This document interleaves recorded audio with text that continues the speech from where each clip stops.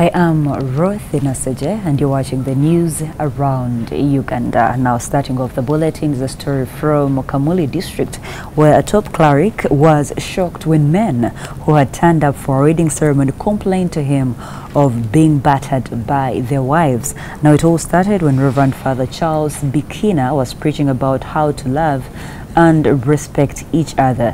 Now, quoting Ephesians 5, Bikina called upon women to respect their husbands, but as the Reverend continued to preach love, masculine sounds of dishonest kept interrupting his sermon. Now the Reverend, who found it strange, asked the men whether their wives submitted and respected them. Now a roaring response from the audience came with a big no. Now one of the men shouted, "They even beat us." Bikina asked once more whether this was true, and all the men in church responded in affirmative, sending women into laughter, and the Reverend shook his head in disbelief. Now the men's revelation came to the fore on Saturday during a wedding ceremony of Joseph Sebaduka and Maria Nangobi at Our Lady of St. Joseph Catholic Church in Kamuli district. Now crossing over to Namaingo, the story is a bit different here, or we should say the same. Now, although the forest cover in Lore Island on Lake Victoria in Namaingo district is scanty, it has not stopped the locals from cutting down trees. Now, many big boats, locally called Binala, leave the island daily with a hefty cargo of charcoal headed to the mainland. This is a clear indicator of the extent to which the rocky island is being laid bare. Now, Esther Mwase, a charcoal dealer from Buyango village, says she buys a sack of charcoal at 25,000 shillings from islanders and resells it onto the mainland at 45,000 shillings. Now, a number of traders are women who are in need of money for domestic use. Mwase states that gone are the days of waiting for a husband to put money on the table. But could this be as a result to deforestation? You're still watching the news around Uganda. I am Ruth Inaseje. Let us look at what is making headlines in today's copy of the New Vision. Now we have the headlining story which says Judge curtails Bamgemere inquiry powers. Okay, the High Court makes landmark ruling.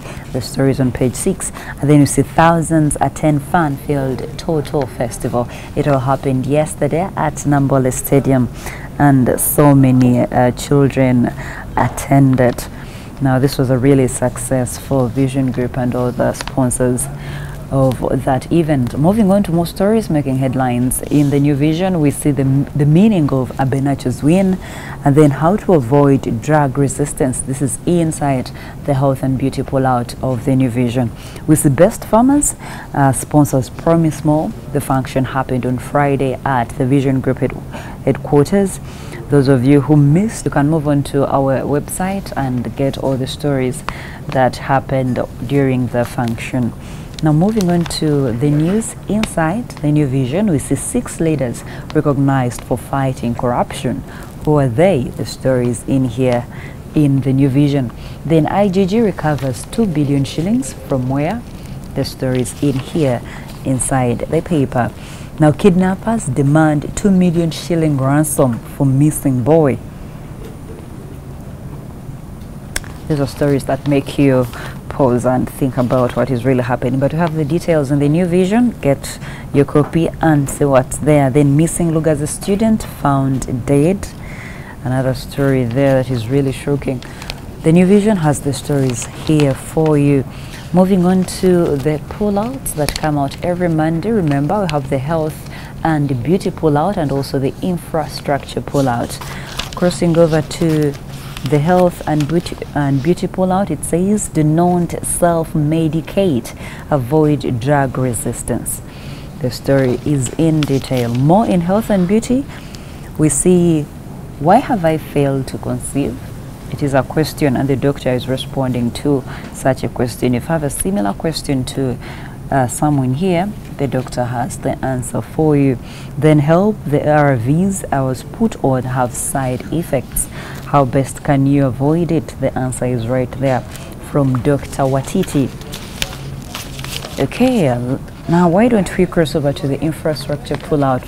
It says experts urge Hoima to mind urbanization. Why are they saying so?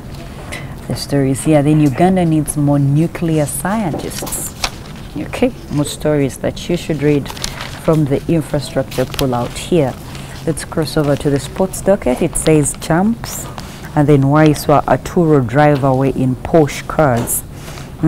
Gombe Stars and Africana crowned Corporate League winners 2018. Now we have so much into this copy of the New Vision. Their jobs, we see over 8 pages of jobs inside. So if you want to change your career, whether you're looking for a job or if you want to part-time somewhere, you never know, you could get a chance from this copy of the New Vision. It is only 2,000 shillings, and if at all you cannot access the hard copy of the New Vision, the link is on your screen. Subscribe to our e-paper and access all the products published by Vision Group. You're still watching the news around Uganda. I am Rothina Saje. Now let us continue looking at more stories making the headlines across the country. Now from Entebbe, over 2 tons of fish were impounded on Saturday morning by the Uganda People's Defense Forces Fisheries Protection Unit in an operation led by Captain Isaac Ewaga. Now according to Ewaga, the mature fish was caught in Lake Kyoga before being transported to Waisa Market in Kampala. Now the army boss further explained that the driver to a vehicle managed to flee, prompting the army unit to tow the vehicle carrying fish to the Fisheries Institute in Bugonga in Entebbe municipality, and the fish was given out to the community around.